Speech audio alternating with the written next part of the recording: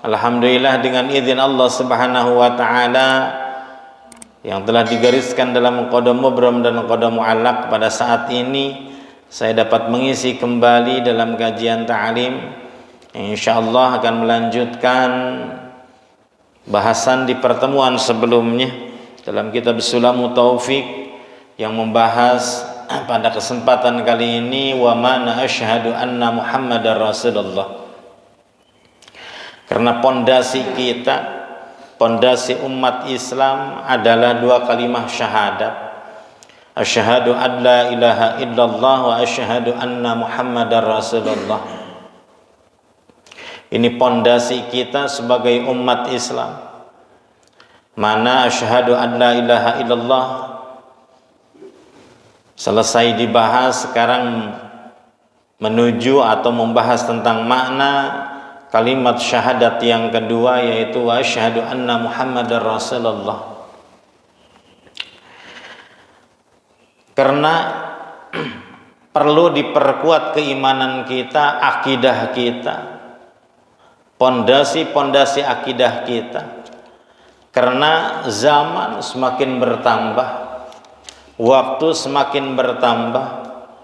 Kita ingat sabda Rasulullah SAW, isbiru fa innahu la yati zamanun illa walladhi ba'dahu syarrun minhu.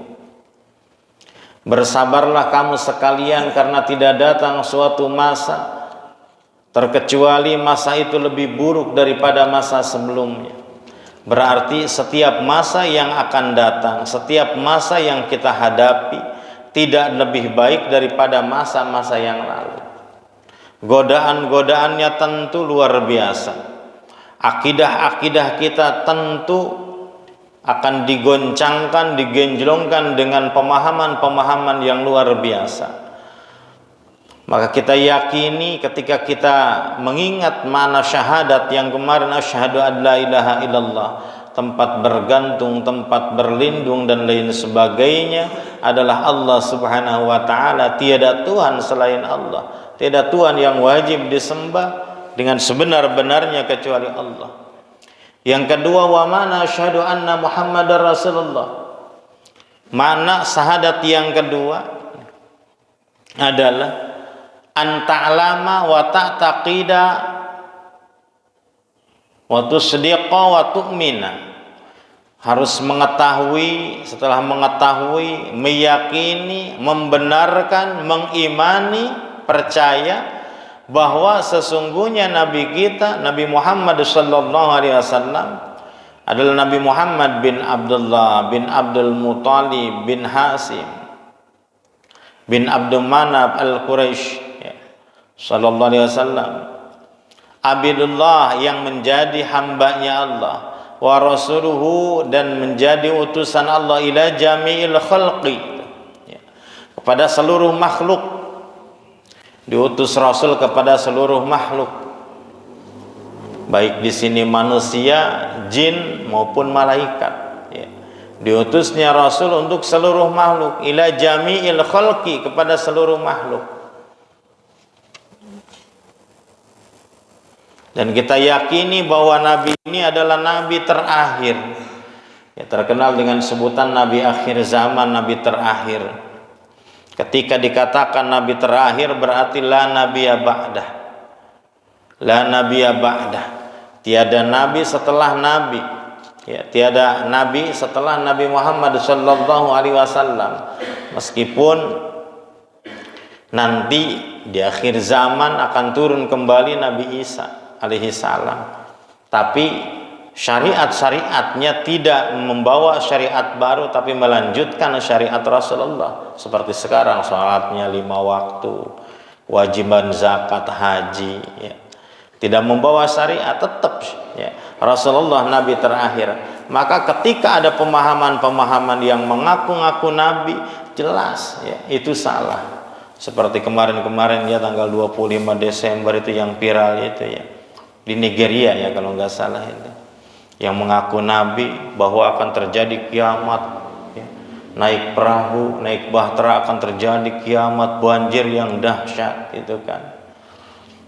Sehingga pengikutnya banyak, ribuan. Banyak yang percaya bahwa dia Nabi, dia adalah utusan Tuhan, gitu kan.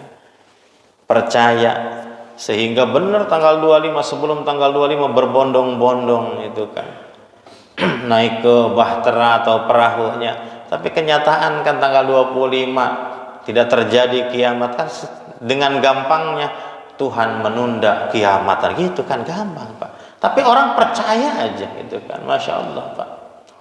Orang percaya, pengikutnya banyak, bukan satu, bukan dua, bukan 10, bukan 100, ratusan, bahkan ribuan itu pengikutnya. Masya Allah Pak. Ini kan pemahaman yang salah. Jadi setiap kesesatan tentu ada yang lebih sesat gitu kan. Jadi jangan salah, setiap kesesatan tentu ada yang lebih sesat, para pengikutnya ya. Para pengikutnya yang percaya dengan bujukan-bujukan, dengan omongan-omongan, dengan bualan-bualan yang padahal ini harus kita tanamkan dalam hati kita bahwa Rasulullah yaitu Nabi Muhammad SAW adalah akhir anbiya, akhir nabi ya. Tidak ada lagi nabi setelah Nabi Muhammad. Jadi jangan ada yang percaya kalau ada di Indonesia, kalau di Indonesia akan ada yang mengaku ya, ngaku nabi gitu kan. Jangan pernah percaya. Tapi kadang-kadang pengikutnya ada saja gitu ya.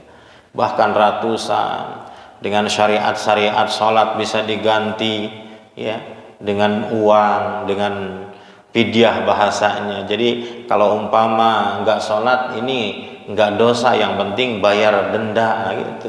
Yang kaya enak tiap hari bayar denda gitu kan. Yang miskin kan nggak bisa.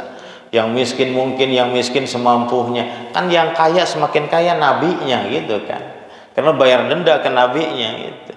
Sehari contoh sehari 5.000 ya, kalau 10 hari 50.000, ratusan orang gitu kan. Kalau sehari 50.000 ya sebulan dan sebagainya, ini penembus dosanya, naudzubillah tsumma naudzubillah.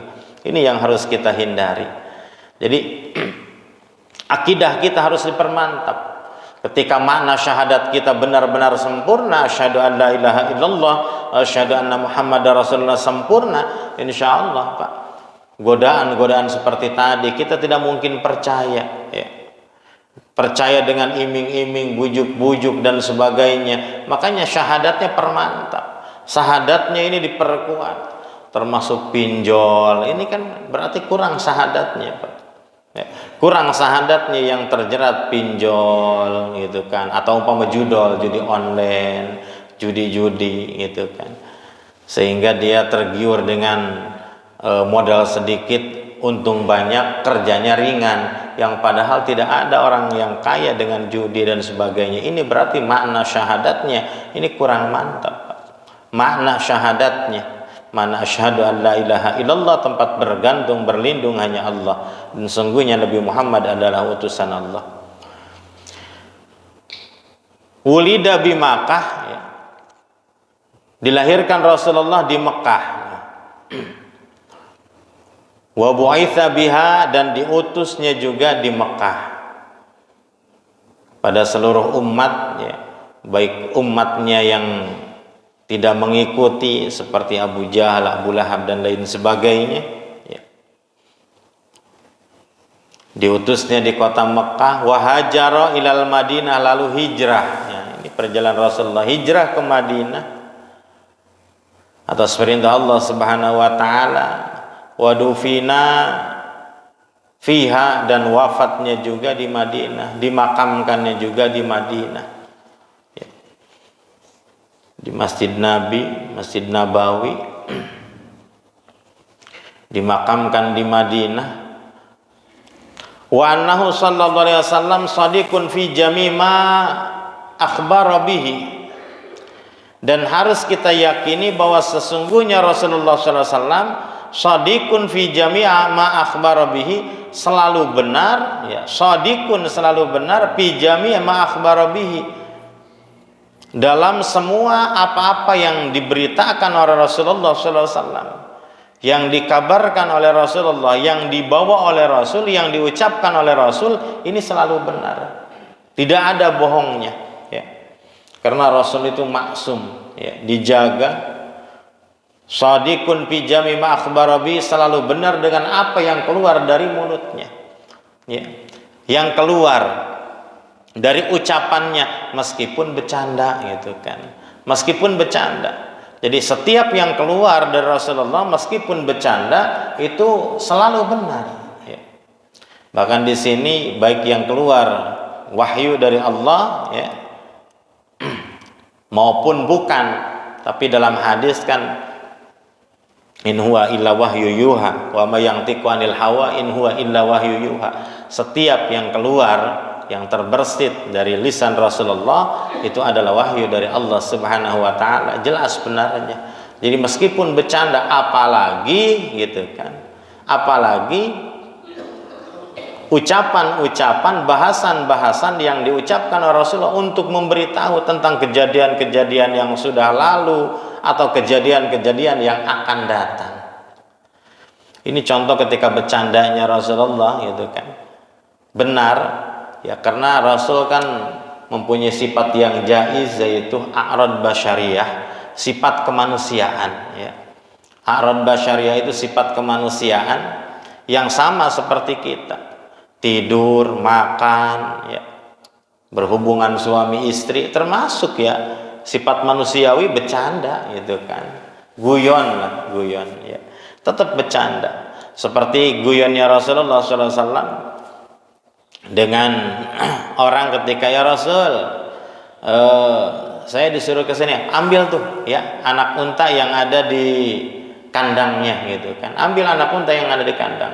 Lalu sahabat pergi ke kandang, ternyata di kandang itu nggak ada anak unta, untanya besar semua gitu kan, untanya besar semua. Akhirnya balik lagi, ya Rasul, saya nyari-nyari di kandang nggak ada anak unta ya, nggak ada anak unta, yang ada apa? Ada semuanya untanya besar. Kata Rasulullah, lah itu juga anak unta, bukan anak gajah gitu kan.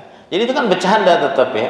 Kata Rasul, itu kan anak unta walaupun gede, ya itu anak unta, bukan anak gajah, bukan anak sapi, itu anak unta. Akhirnya kan semuanya tersenyum, ya itu kan guyonan, bener. Jadi nggak berbohong. Kadang-kadang kalau kita ingin bercanda, kadang-kadang kita membohong gitu kan. Kadang-kadang ingin ditertawakan, ingin melucu, ingin melawak ya, apalagi para pelawak itu kan, ingin melawak, sehingga kadang-kadang ucapan-ucapan bohong diucapkan. Kalau Rasul tidak, guyon, tapi guyonnya benar ya. Seperti mana? Seperti ketika ada istri sahabat sedang mencari suaminya. Ya Rasulullah, apakah engkau melihat suami saya? Kata Rasul, oh suami kamu itu yang di matanya ada putih-putihnya ya. Ya, ini istrinya sahabat ini kan agak kesal mungkin. Ya Rasul, suami saya normal, ya matanya normal, bisa melihat. Kata Rasul, iya meskipun normal, tapi kan semua mata itu ada putih-putihnya, enggak hitam semua. Akhirnya baru tuh ya menyadari. Dan kalimat-kalimat bercandaan Rasulullah banyak yang lain ya. Itu penuh dengan kebenaran. Shadiqun fi jami' ma akhbara bihi, selalu benar dengan apa yang diucapkan meskipun bercanda, meskipun berguyon gitu kan. Seperti ketika nenek-nenek protes kepada Siti Fatimah bahwa Rasulullah mengatakan di surga itu nggak ada nenek-nenek gitu kan, akhirnya nangis ya. Percuma saya ibadah, percuma saya sholat kalau saya nggak bisa masuk surga, kata si nenek-nenek. Ya Rasulullah, ya Rasul, memang kau mengatakan kepada nenek-nenek bahwa di surga itu nggak ada nenek-nenek, sehingga nenek-nenek kecewa, yang ahli ibadah nangis, nggak ada nenek-nenek katanya, ada kakek-kakek. Kata Rasul, iya di surga itu nggak ada nenek-nenek, nggak ada kakek-kakek, karena semua yang masuk surga ini dimudahkan kembali ya usianya. Ya kalau umpama laki-laki 38 ya usia Nabi Isa, ada yang mengatakan usia Nabi Isa ketika diangkat ya ke langit usia 38, perempuan lebih muda lagi. Jadi nggak ada nenek-nenek. Kan bahasanya surga itu adalah tempat yang menyenangkan. Ya sekarang Bapak kalau lihat nenek-nenek senang nggak? Iya kan? Kalau lihat nenek-nenek senang nggak? Berarti kan itu tempat yang menyenangkan. Kalau umpama nenek-nenek keriput, udah jelek, gitu kan gak menyenangkan ya. Maka jangan takut nenek-nenek yang jelek itu akan berubah lebih cantik daripada bidadari itu kan. Tidak merubah keasliannya tapi menjadi lebih cantik lagi ya. Jadi bercandanya Rasul itu selalu benar. Pamin dzalika, termasuk ya yang dibawa oleh Rasulullah selalu benar adalah satu, adzabul qabri, tentang adanya siksa kubur ya. Tentang adanya siksa kubur ya, di kuburan ya. Ini benar bahwa ada siksaan kubur, ayat adzabul barzah, alam barzah atau alam kubur, ketika seseorang meninggal dunia ya, ini akan mendapatkan siksaan kubur, atau wa naimahu, kenikmatan kubur. Jadi bukan siksaan kubur saja, ada naimahu, nikmat kubur. Bagi orang-orang mukmin yang beramal soleh, maka di kuburan ada kenikmatan, nikmat kubur, bukan siksa kubur. Tapi bagi mukmin yang berdosa ya, bagi kafir ya, bagi munafik, ini adanya siksa kubur. Siksa kubur atau alam kubur, alam barzah. Semua akan menghadapi alam barzah atau alam kubur, meskipun meninggalnya tidak dikubur gitu. Ini yang perlu dipahami. Jadi alam kubur itu bahasa ya, kenyataan adalah alam barzah gitu. Karena apa? Karena kebiasaan orang dikubur sehingga disebut alam kubur, yang padahal kenyataannya adalah alam barzah. Meskipun tidak dikubur, tetap orang itu akan merasakan alam barzah. Kalau penuh dengan amal kebaikan ketika hidupnya, maka ada nikmat kubur atau nikmat barzah. Tapi kalau umpama banyak amal keburukan walaupun mukmin ya, karena di sini yang disiksa itu adalah mukmin yang berdosa, orang kafir dan orang munafik, ini yang disiksa ya. Tiga, kalau mukmin yang beribadah, mukmin yang baik, ini tidak akan mendapat siksaan kubur, tapi akan mendapat nikmat kubur. Kubir alam yukbar, baik dikubur maupun tidak dikubur, atau meninggalnya ausuliba, disalib ya, disalib sampai kering, sampai jadi tengkorak gitu kan, disalib. Ini tetap ada alam kubur atau alam barzah, ada siksaan kubur. Auguriko, atau tenggelam di lautan sampai tulang-tulangnya hanyut ya, sampai tulang-tulangnya karena nggak ada yang menemukan sampai menjadi tulangnya ada di dasar lautan, sama Pak, seperti kapal Titanic gitu kan, mungkin yang tenggelam zaman dulu itu di dasar lautan, tengkorak dan sebagainya. Tetap kalau memang dia ahli ibadah mendapatkan nikmat barzah atau nikmat kubur. Kalau dia pendosa maka mendapatkan siksa kubur atau siksa barzah. Augir kepi bahrin, yang tenggelam di lautan. Au akalatu dawab, atau yang dimakan binatang buas, seperti yang dicabik-cabik oleh harimau ya, diganyang oleh harimau, dimakan oleh ular, dimakan oleh serigala, dimakan oleh buaya. Kan banyak korban-korban ya, yang ketahuan mungkin dibedah lagi, dikubur, tapi kan banyak yang tidak ketahuan ketika di hutan. Ya mungkin satu tubuh itu dibagi-bagi oleh binatang, ada 2, ada 3 ya. Itu walaupun terpisah-pisah tetap ya ada siksaan kubur, tergantung ketika dia hidupnya, apakah dia menjadi mukmin yang sholih, apakah selain mukmin sholih, mukmin yang berdosa, kafir atau munafik. Auhriko, walaupun terbakar sampai gosong, sampai jadi debu, hatta syara ramadian, sampai menjadi debu tuh. Tetap ya alam barzah itu ada, alam kubur itu ada, tergantung selama hidupnya dia baik atau tidaknya. Wa su'alu mal malakaini munkar wa nakir ya, yang disampaikan oleh Rasul benar, termasuk adanya pertanyaan malaikat, 2 malaikat, yaitu malaikat munkar dan nakir. Ini ada di alam kubur, walaupun tadi nggak dikubur, ini tetap ada Pak ya. Kembali ini, walaupun gak dikubur berarti pertanyaan munkar dan nakir tetap ada, karena yang ditanyakan ruhnya bukan jasadnya gitu kan. Ruhnya ya, yang ditanya, berarti ada pertanyaan munkar dan nakir. Seperti yang pameliar ya, marabbuka, siapa Tuhanmu, tetap ada pertanyaan, walaupun dia tenggelam, walaupun dimakan binatang, walaupun dibakar dan selain sebagainya, tetap ya ada pertanyaan 2 malaikat munkar dan nakir. Ini disebut munkar dan nakir karena bahasa munkar itu yang tidak disukai kan, munkar itu kan, munkar nakir. yang tidak disukai. Dikatakan munkar nakir karena ketika orang di alam kubur, ketika ditanya, ini akan datang malaikat yang tidak disukai atau yang ditakutkan. Siapa yang tidak disukai atau siapa yang tidak menyukai? Orang-orang kafir, orang-orang munafik, dan orang-orang mukmin yang berdosa. Maka disebut munkar nakir karena bentuknya atau umpama rupanya kan, mungkin besar di sini tuh. Bisratul munkirah tuh, dengan rupa yang sangat ditakutkan. Aswadani azraqani ayunuhuma, dua-duanya berbadan hitam mungkin ya. Azraqani yang matanya coklat gitu kan. Azraqani coklat, matanya seperti bara yang mendidih atau seperti tembaga yang mendidih gitu kan. Saking menakutkannya tatapannya, bahkan wa firaidan kalbarki, tatapan matanya seperti kilat gitu kan, sehingga menakutkan. Waswatuhuma qarra'di, dan ketika berbicara menanya malaikat munkar dan nakir ini qarra'di, suaranya seperti petir ya, suaranya seperti petir, seperti geledeng gitu kan. Idza takallam yakhruju min afi makanar, ya, ketika berbicara seolah-olah ada yang keluar dari mulutnya api. Biadikul wahidin minhuma mitraqun, ya, di tangan dua malaikat ini masing-masingnya dia mengatakan mitraqun min hadid, yaitu gada dari besi.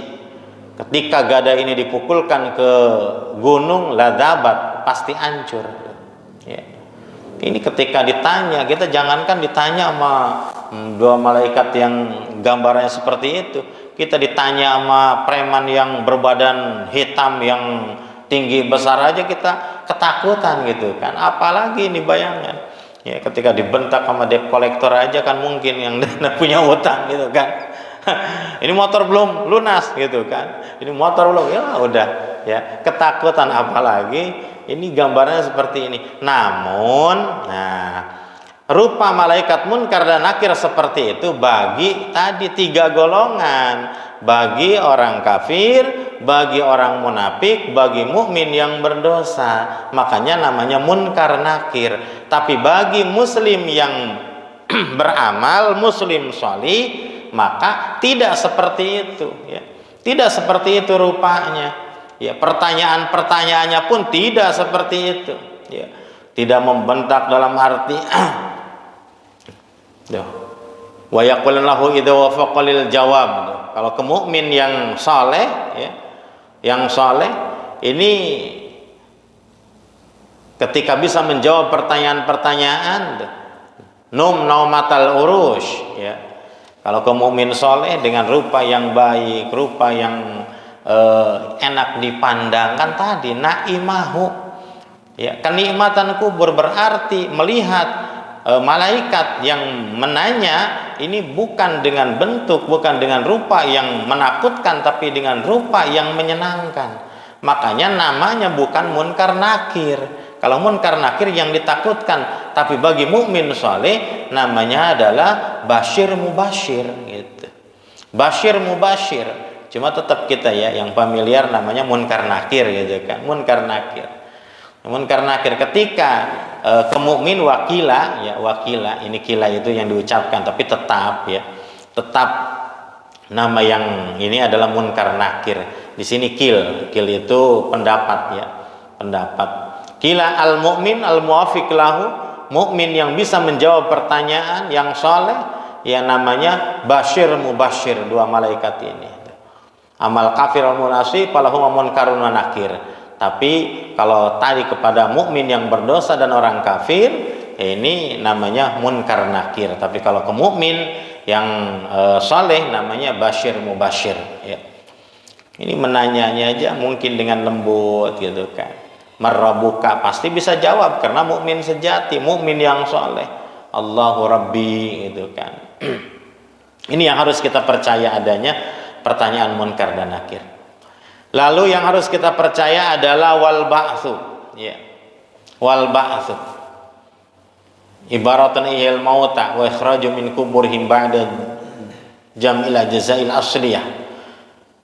adalah alam dibangkitkan kembali seluruh ya yang sudah mati dari manusia dan jin yang sudah wafat dari zaman Nabi Adam, ya orang tua kita, kakek kita, ini akan dihidupkan kembali itu kan.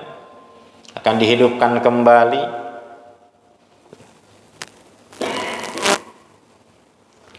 Kita harus percaya dihidupkan kembali semua yang wafat dari manusia dan jin gitu kan. Ini akan dihidupkan kembali, namanya alam ba'as ya. Dibangkitkan dari kubur, semuanya hidup kembali. Makanya kan kayak kita punya bibit itu tulang ekor ya. Tulang ekor yang tidak akan hancur sampai hari kiamat. Ya, entah kecil itu sel-selnya yang tulang ekor itu yang kita bahas dulu ya. Tulang ekor. Ketika nanti kiamat itu tulang ekor akan tumbuh menjadi manusia kembali atau menjadi jin kembali ya, akan hidup kembali dari alam kuburnya tadi. Maksud alam kubur itu alam kematiannya yang dari kebakar ya hidup lagi, yang dimakan binatang menyatu kembali ya, karena binatang kan tidak. Kalau binatang lalu adanya al-hasyru, alam mahsyar ya.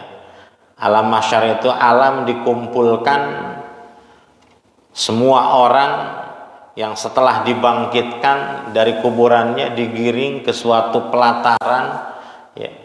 Pelataran yang luar biasa, lebih licin daripada keramik ini gitu kan.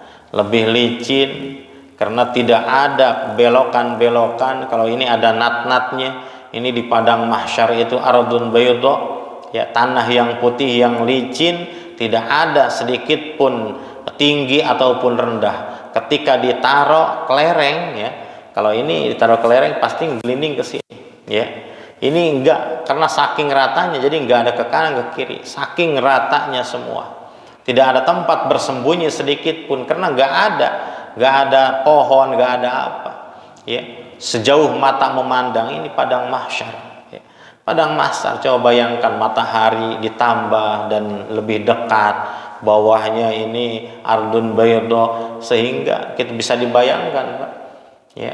Tentu keringat kita ketika kepanasan luar biasa ini padang mahsyar, sedangkan di sana itu tidak memakai sendal, tidak memakai sepatu, berarti nyeker ya, tidak berpakaian dan sebagainya. Ketika Rasul menjelaskan tentang padang mahsyar ya, Siti Aisyah sempat nyeletuk mungkin ya, bertanya, ya Rasul, kita mungkin nanti malu ya, karena bertemu seluruh makhluk, seluruh manusia di padang mahsyar tidak berpakaian, kita malu tentu itu kan. Perempuan dan laki-laki tentu malu ya Rasul. Kata Rasul, ketika seseorang penuh dengan bahaya ya, jangankan mikirkan hal-hal seperti itu, nggak ada kepikiran, nggak melihat orang lain, yang dipikirkan hanya keselamatan diri sendiri. Karena di sana ketidaknyamanan, tidak memikirkan hubungan-hubungan seperti itu. Kalau di sini kan, wah ini kumpul semua, telanjang semuanya sama cewek, kayaknya ini. Ketika darurat nggak kepikiran. Ketika darurat, ketika sedang panik dengan pakaiwu atau dengan kejadian-kejadian mahsyar, tidak terpikirkan seperti itu, tidak ada. Ya Bapak kalau lagi kejadian kecelakaan, mungkin kecelakaan, apakah terpikir dengan bentuk-bentuk seperti itu? Tentu enggak Pak. Kalau kebakaran ya kebakaran, meskipun ada yang keluar dengan telanjang, nggak akan kepikiran seperti itu, karena menyelamatkan diri masing-masing. Ya sadarnya itu ketika sudah reda kepanikan. Ketika panik itu nggak kepikiran tetangga, nggak kepikiran anak apapun ya. Anak itu yang penting keluar aja selamat. Ternyata anak ketinggalan di dalam gitu. Baru ketika di luar udah aman, tenang, anak saya ketinggalan di dalam, tolong gitu kan. Baru ketika sudah tenang, tapi dalam kepanikan tidak teringat dengan hal-hal yang lain. Sehingga kata Rasul, nggak malu di sana, nggak ada. Kenapa? Rasa malunya kalah dengan rasa kepanikan. Kenapa? Ada orang yang keringatnya ini sampai mata kaki, ada yang keringatnya sampai pusar, ada yang keringatnya sampai leher, ada yang keringatnya sampai telinga atau sampai kepala, sehingga berenang gitu kan. Yang berenang, Ada yang jungkir balik ketika di padang mahsyar itu berjalan seram merangkak dan sebagainya. Ini kan kejadian-kejadian di padang mahsyar. Ya. Jadi tidak mungkin ingat dengan kejadian di dunia seperti sekarang. Oh, telanjang berarti di sana malu kita kalau ketemu sama perempuan atau ketemu sama lawan jenis. Tidak ada, tidak ada rasa malu karena kepanikan yang luar biasa. Ini di padang mahsyar. Ya. Lalu wal qiyamah, terjadinya kiamat, hari akhir. Ya. Hari akhir. Kalau di sini wal qiyamat waluha fajr yaumil jum'ah. Ya. Dijelaskan awalnya kiamat itu adalah pagi hari di hari Jumat fajar ilama la yuntaha wal haq. Cuma hari Jumatnya hari Jumat yang mana gitu kan. Hari Jumat yang mana tuh. Yaumil Jumat fi ghairi syahri ma'lum wala sanatin ma'rufah tuh. Cuma harinya hari Jumat tapi bulannya tidak diketahui dan tahunnya pun tahun kapan ini tidak diketahui. Terjadinya kiamat ini dari tiupan sangkakala yang kedua. Istiqrarul khalqi fi daraini. Ini kejadian ya hari kiamat. Lalu yang disampaikan oleh Rasul yang harus kita percaya adalah wal hisab, adanya hisaban, perhitungan. Ya, walaupun sekarang kita nyaman nih, ya, nyaman ibadah, sholat, maksiat juga banyak, tapi perlu dipikirkan kebaikan kita dan keburukan kita ini akan dicatat. Ya, kebaikan kita akan dicatat, keburukan kita juga akan dicatat. Nanti ketika di akhirat akan ditimbang mana amal kebaikan kita, mana amal keburukan kita. Yang Allah ya, bersifat adil, yang pada Allah bersifat adil. Untuk meringankan kita kan amal ibadah sama amal keburukan beda, Pak. Kalau kita mau melakukan amal kebaikan, baru niatnya saja mau melakukan amal kebaikan, ini pahalanya satu, Pak. Baru niatnya saja. Ya. Dalam hadis Rasul yang disampaikan oleh Rasul, ketika kita niat akan melakukan kebaikan, sudah dicatat kebaikan oleh Allah satu. Seperti kalau umpama kemarin ya, Kang Iwan nge-share gitu kan, bahwa pengajian besok adalah taklim subuh, insya Allah besok mau hadir, gitu kan. Ini baru niatnya saja sudah dicatat. Karena apa? Tidak semata-mata orang niat kalau tidak orang baik. Tetapi kalau umpama orang yang tidak baik, yang emang gak ngaji gitu kan, yang gak mau ngaji, itu gak ada niat sama sekali. Besok hari Minggu ya, minggu pertama lagi Ustaz Iwan nge-share pengajian, saya emang gak sholat di masjid, di rumah aja. Kalau di masjid malu kalau pulangnya. Udah diniatkan berarti itu gak hadir, Pak. Ya, kalau orang yang gak mau ngaji, ya, gak suka ngaji, itu sengaja di hari Minggu itu gak ke masjid karena ada pengajian, malu kalau pulangnya. Itu. Tapi kalau memang niatnya ngaji, niatnya mau ngaji, itu tentu insya Allah besok nih mau ngaji. Ternyata kesiangan bangunnya. Padahal malam udah niat, cuma pagi kesiangan, jam 5 baru bangun, mau datang malu gak jadi ngajinya. Tapi tadi sudah dicatat satu. Ya dari niatnya saja. Terus bagaimana kalau umpama jadi ngajinya, melakukan kebaikannya, niatnya dicatat satu, ya kalau jadi ini bagaimana dicatat enggak? Kalau jadi ngajinya dicatat 10 kebaikan, Pak. Ya, kalau niatnya saja enggak jadi, ya itu dicatat satu, tapi kalau niat dan sekaligus melakukan kebaikan, ini dicatat 10. Ya, dicatat 10 kebaikan. Tapi bagaimana kalau umpama niat keburukan? Nah, niat keburukan. Kalau orang niat keburukan belum dicatat, Pak. Contoh besok ada hiburan nih, organ tunggal. Udah niat nih, saya nyiapin duit nih 200.000 buat nyawer, ya gitu kan. Nyiapin nih buat maksiat, ya. Buat maksiat belum dicatat baru niatnya. Ya. Belum dicatat baru niatnya. Belum dicatat. Bagaimana kalau besok maksiatnya gak jadi? Kalau maksiatnya gak jadi, dicatat amal kebaikan satu. Jadi kalau niat melakukan amal keburukan tapi tidak jadi melakukan, dicatat juga amal kebaikan satu. Kalau gak jadi gitu. Kalau jadi bagaimana? Baru dicatat amal keburukannya satu. Allah Maha Adil. Niat melakukan keburukan gak jadi, dicatat amal kebaikan satu. Niat melakukan amal keburukan jadi, dicatat amal keburukannya cuma satu juga. Ya. Tapi jangan diniatkan juga besok saya mau nonton layar tancap, jangan gitu kan, walaupun nggak jadi. Karena tidak semata-mata orang niat untuk maksiat kalau bukan ahli maksiat gitu kan. Sehingga ketika tidak jadi berarti ada taufik hidayah kepada dia sehingga mendapat pahala satu karena tidak jadi tadi. Ini Allah Maha Adil ya. Maka ketika ditimbang amal kebaikan, tinggal banyakan mana nih yang padahal ketika hidup di dunia kita ini amal keburukan dan amal kebaikan ini kan lebih banyak kebaikan catatan-catatannya, tapi kan berbandingannya bagaimana, apakah kita maksiatnya lebih banyak daripada ibadah? Ya kalau ibadahnya cuma 2 kali, maksiatnya 50 kali, ya sama saja lebih banyak maksiat. Karena 2 kali 10 cuma 20, kalau 50 ya masih banyak 50 ya. Timbangannya seperti timbangan dunia, neraca berarti ya, neraca. Ini mah hisab, perhitungan, ini perhitungan bukan mizan, nanti mizan. Kalau hisab itu perhitungan, pertanyaan ya, pertanyaan hisab. Taufiqullahi nasa ala amalihim, ditanya tentang apa yang dilakukan, ini termasuk hisab. Kita punya usia dipakai apa, dipakai ibadah apa tidak ya. Kita punya baju, kita punya anak, punya istri sesuai dengan yang diperintahkan Allah tidak, ini namanya hisaban ya.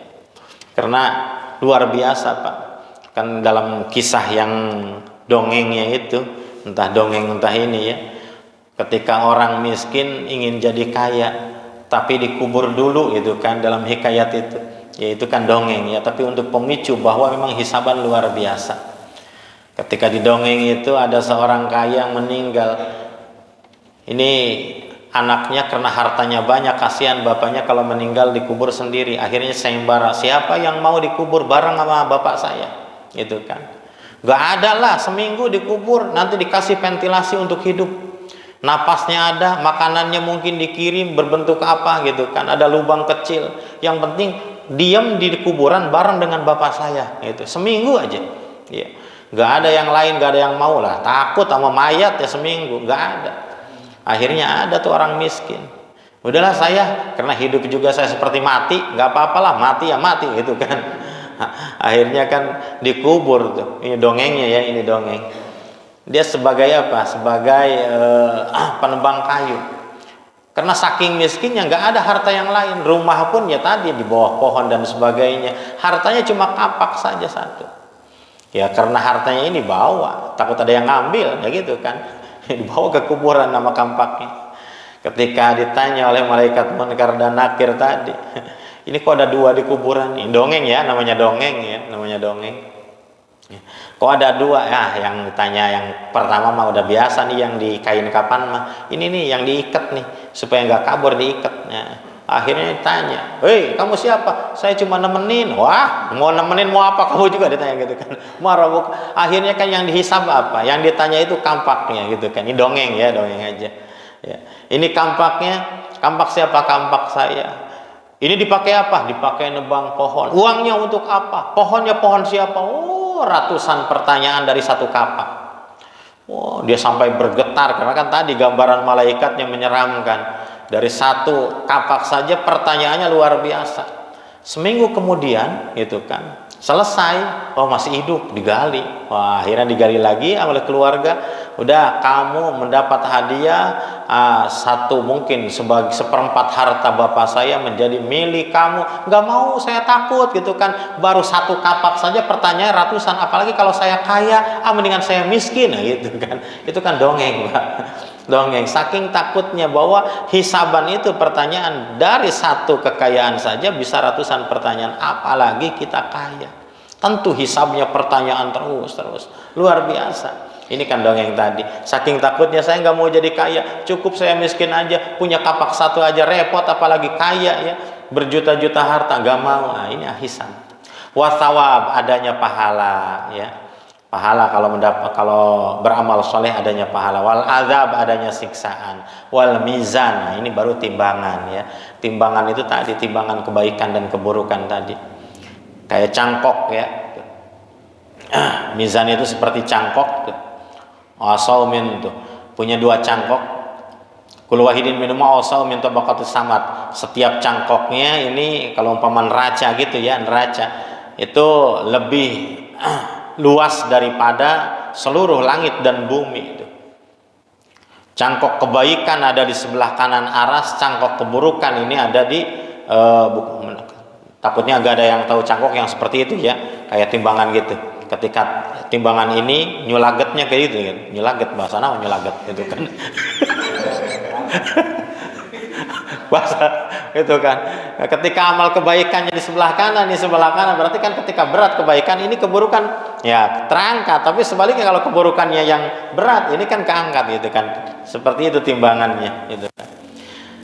Keburukan, cangkok keburukan itu ada di sebelah kiri arash.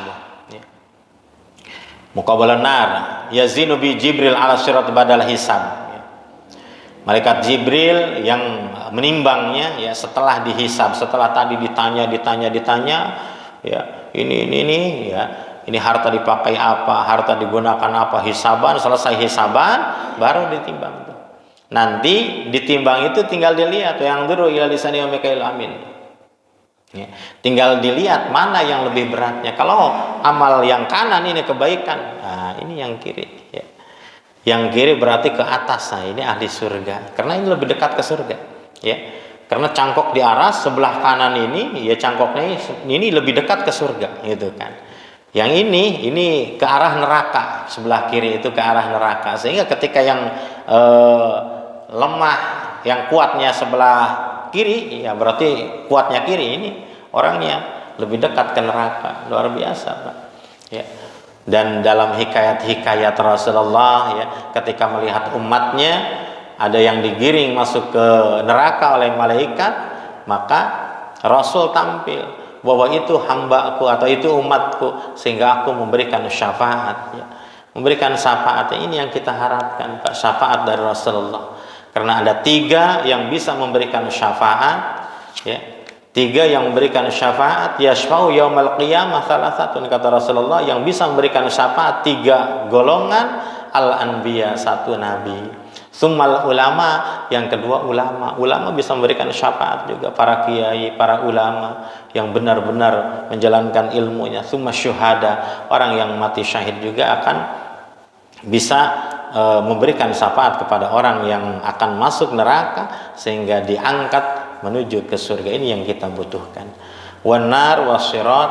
Insyaallah di pertemuan selanjutnya kita lanjutkan apa saja yang disampaikan oleh Rasulullah, yang diberitakan oleh Rasulullah. Hadirin jamaah yang dirahmati Allah, mungkin hanya ini yang bisa saya sampaikan.